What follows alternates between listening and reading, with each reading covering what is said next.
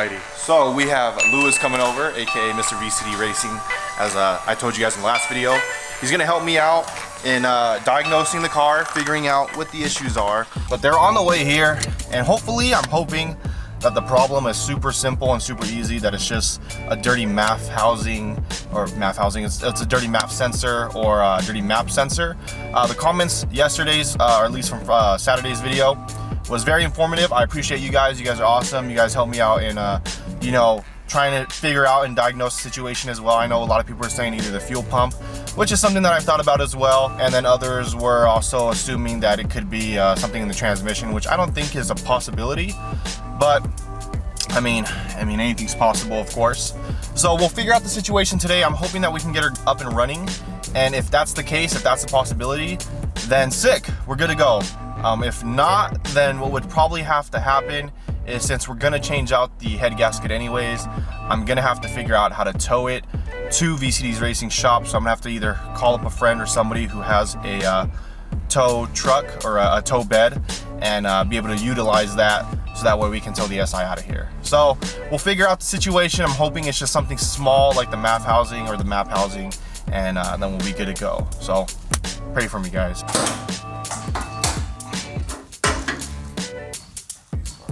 So first, what we're gonna do is we're gonna use this scanner to make sure that we don't have any other codes first before we do anything. But if anything, we're gonna clean out this guy, clean this guy, and then that guy. So we have 2 map sensors to clean and 1 MAF. I mean, it's been probably long overdue, especially the MAF here, but we'll find out, you know. All right, so we got Mr. Lewis over here, V.C.D Racing. They're gonna help me out. We got Jay over there. We got Jazmine and Asuna. You guys see a little pup? Asuna. Did I say it not right? Did I not say it right? Yeah, Asuna. Asuna. All right, so we're gonna start with the car. He's gonna check. All right, go ahead.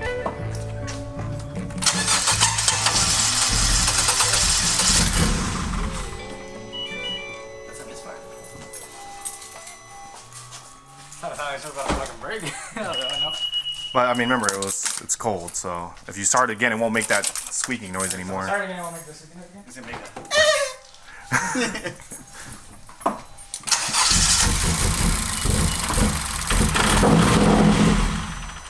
See? Kinda sounds like a V8. I know. Yeah, you know, that's how I get these V's. That sounds like it's missing a lot. So, I mean, let's plug in the scanner, let's find out. Otherwise, I mean, it could be, we can just clean those guys up and find out. Hey man, why you gotta give me that look? That doesn't sound like it's just gonna be that. But yeah, I gotta fix that for sure. See what the, but there's no codes on it though. That's the thing. Well, I cleared the Hondata ones. Yeah, I know. Which was just that P006A that I described. But I mean, we can see what your scanner shows. Ooh, you got one of them snap-on ones, huh? Oh, fancy, fancy. How much was that? A leg and an arm or what? I probably paid the car off already. Shoot. I mean, with snap-on, of course. Yeah, because if there's no code on it, which now the codes came on, which is good. What we can do is we can put back the stock ones. If it is like the code you're saying, what was that P006A. What is it saying, like map or map? It was saying map absolute pressure or something like that. Okay, so then what we could do is we can put back the stock map sensors, which is the one on the charge pipe. We'll just have to run a base tune for now. now. We'll put a base tune, but it'll rule out that the sensor is bad. Yeah. And then we could be like, okay, well, but it's just, you know, that'll be our first test to see if something's wrong. But if it says high voltage, what does it say? turbocharger power supply circuit malfunction P006E. This is a permanent code. Mass airflow map sensor circuit range performance problem. Turbocharger power supply circuit malfunction. So, I don't know how well you guys can see that, but we also just found out there's a screw back there that probably just shook off. Didn't lock tight enough. Yeah, it's hard to see, capture on camera. Yeah, we can take it off and tighten it up. But I don't know, maybe if the position of the arm changed. It's like stuck open. I mean, it could be.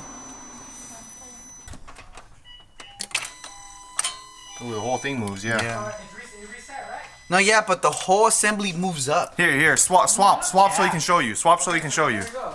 So most likely, okay, that's part of it. Now the other thing is something with the sensor, maybe. That should too, but for sure there's something there. Look. So Yeah, when it clicks, well, go click so I can see it.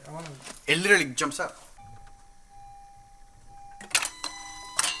Yeah. Yeah. Okay, so this for sure. Yeah. So when the arm moves, most likely what's happening when the cursor turns on, that's just stuck open, like just. Yeah. It's not retaining any. Well, it's supposed. Maybe it's actually staying closed because at idle it stays open and it allows the airflow to go through. All right, so But hey man, when you have those shaky rear motor mounts, man, everything just starts shaking off, huh? Mostly that's definitely the cause of the problem. It'll throw these off too because remember all this shit is connected. Like everything to the wiring, everything goes back to this. Well, no, I think we've already solved it out. This is definitely 100%. Obviously, this shouldn't be moving. So let's tighten that up.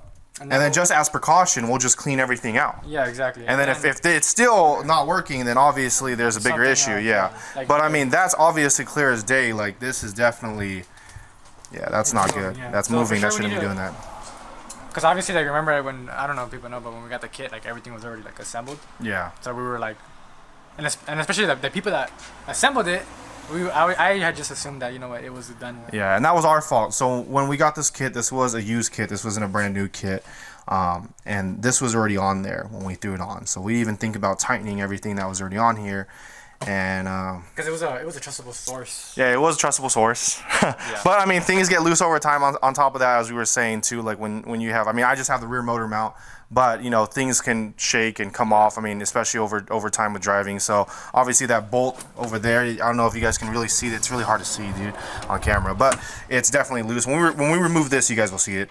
And yeah, so Luckily the boot's still there. yeah. It's a weird thread pitch. Oh really? Yeah, it's all like American style. Well, let's go stop by O'Reilly's and get her all fixed up. All right, bro. You guys remember this car? Straight gutted. Man, why is it such a mess up in here? It's been put away for like a month and a half. For sure. All right, guys. Jeez, bro, I'm just not a big fan of these Sparkos. I say that now, though. Oh, I can readjust these, right? Yeah. Yeah. Jeez. Race car, huh? I thought I was race car. I guess I was wrong. I'll be. All right. Strapped up. Let's get it going. Ooh. Ooh, I actually didn't notice. You got the little fire extinguisher back there, too. Oh, yeah.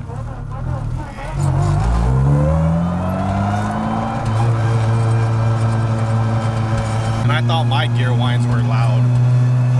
It's that built transmission too, huh? The PPGs? Yeah.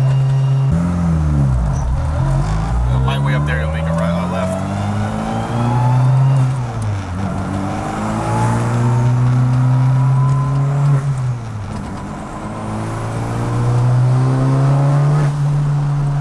So, I was hoping that he was gonna do a pull at least for you guys, but I forgot the reason that he can't do a pull is because So we redid the entire setup for the car for next year's full track season. A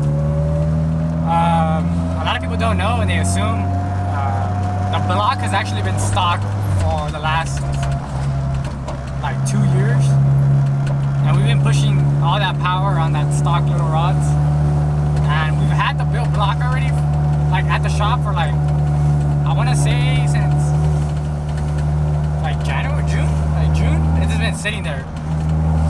But we wanted to see how far we could take the stock one on the track.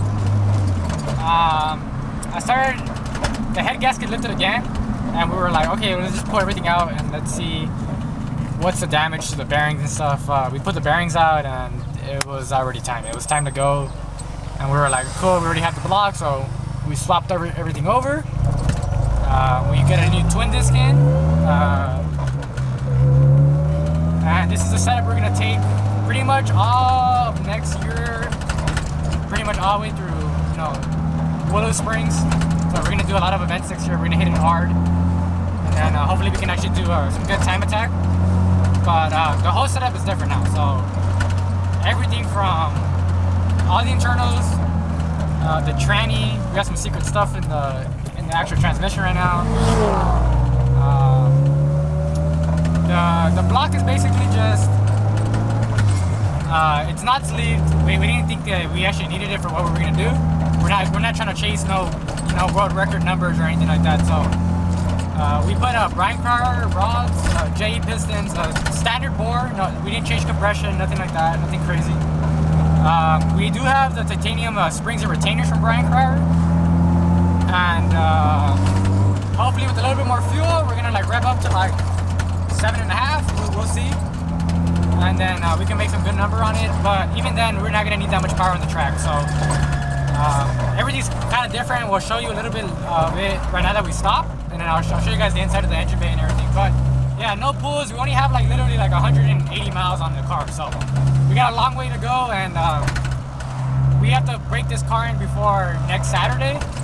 And the way we're going right now, I don't know if we're gonna if we're gonna make it that way. We just gotta make a trip to Vegas, bro. That's what we gotta do. Trip to Vegas, you know, Arizona, whatever's far distance for us, just to get some miles on the car. Yeah. All right, so just a quick update for you guys. We just picked up some QD electronic cleaner from AutoZone.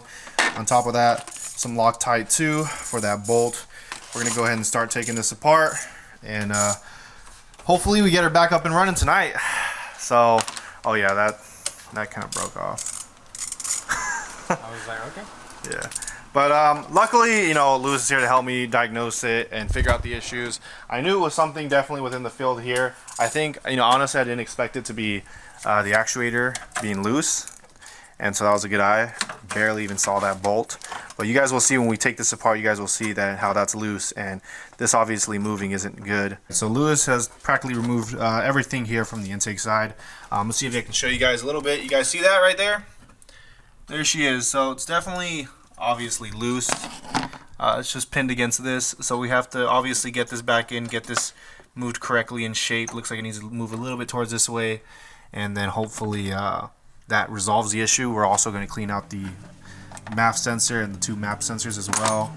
But this is the stages that we're at right now, guys. So huge thanks to my boy Lewis here, really helping me out.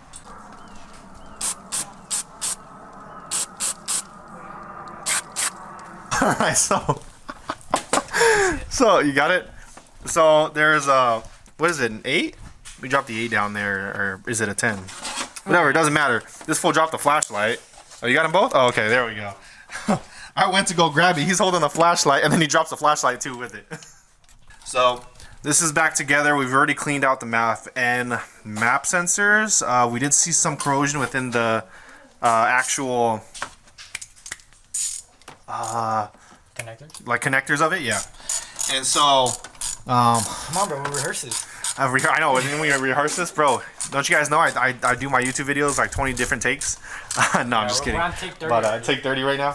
But we did clean those out, and so after we get everything back on, we'll go ahead and start the car. Cross our fingers that was the issue, and we'll be chilling.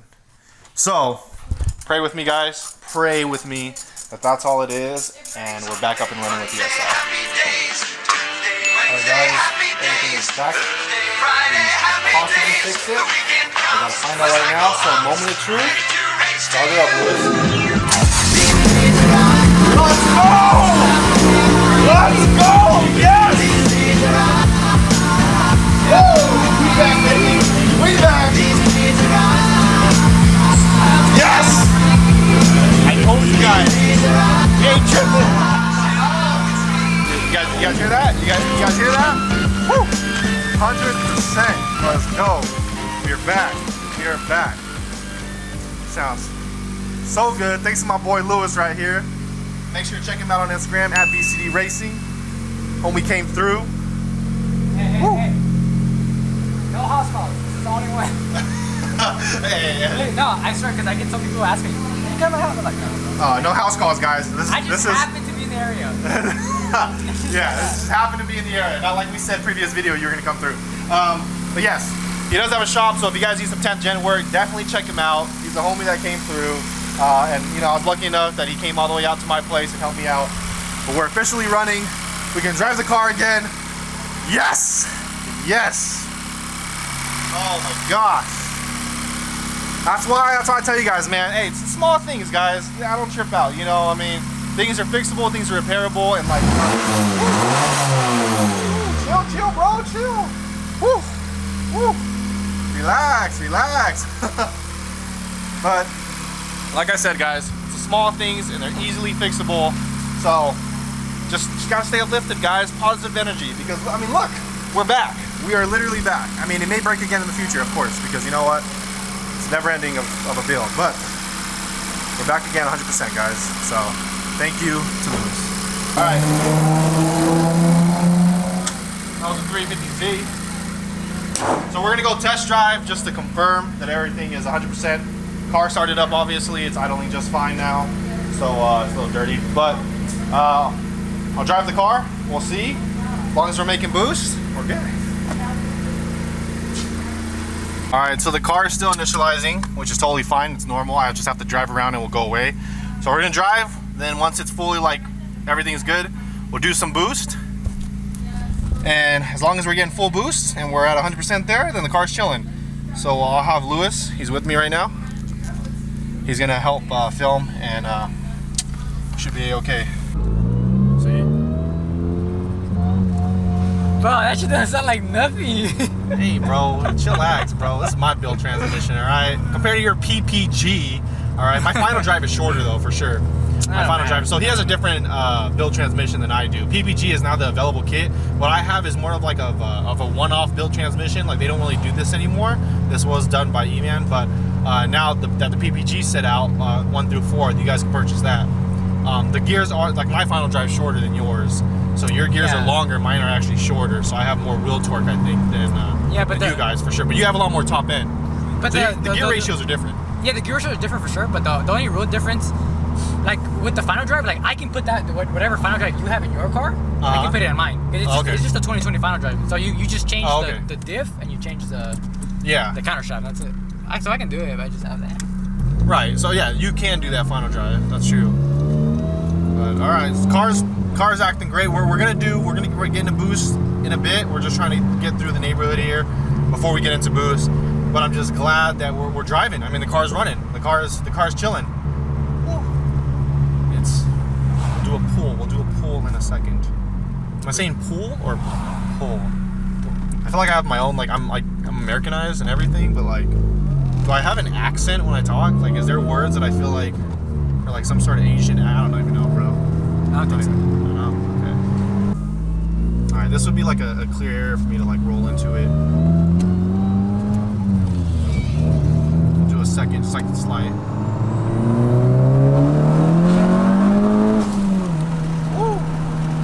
Good. We're getting full boost. Fuck yes, bro. That's what I'm talking about, bro. No. That's ooh. I'm feeling good, bro. I'm feeling good. How you feeling? But I've actually never sat in a passenger seat. Oh, so really? I just wonder I wonder how my car seat feels like. Should have forgot about that. I was like doing a second. I don't like first.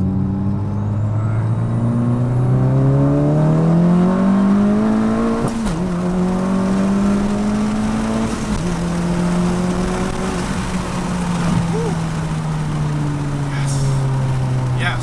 We're fucking solid. I should have put on the Hondata screen here so I could have saw everything, but it's alright. It's alright. We can see after all this. I feel good, huh? Felt good? How much pounds does it make?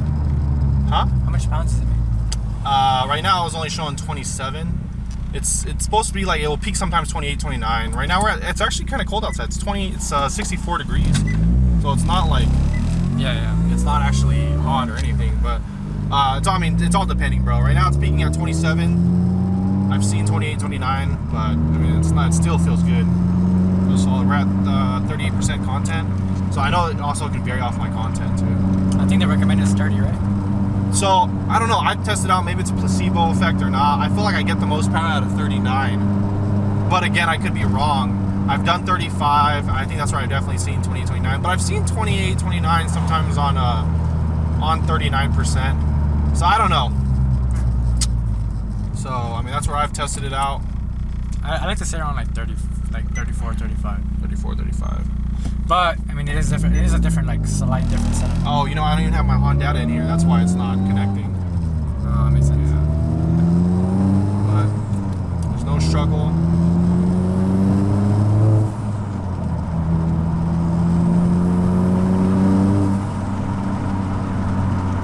Perfect.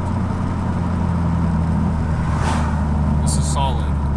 We are back again, guys. We are back again. Oh man. Yeah, honestly, it felt pretty quick. It Compared to the last time that I drove it. Oh yeah, compared to last time we drove it. Yeah, I think that was something that was probably loose from the beginning. Who knows? Oh, you know what? I think when I drove it was before we dynoed it. Yeah. This is already after. This is after the dyno, yeah. Yeah. So for those wondering, if you're new to the channel, this has been dyno tuned. This car makes 350 to the wheels, so 350 wheel horsepower. There is a video out there that shows the dyno and everything. And then we also made 351 foot-pounds of torque.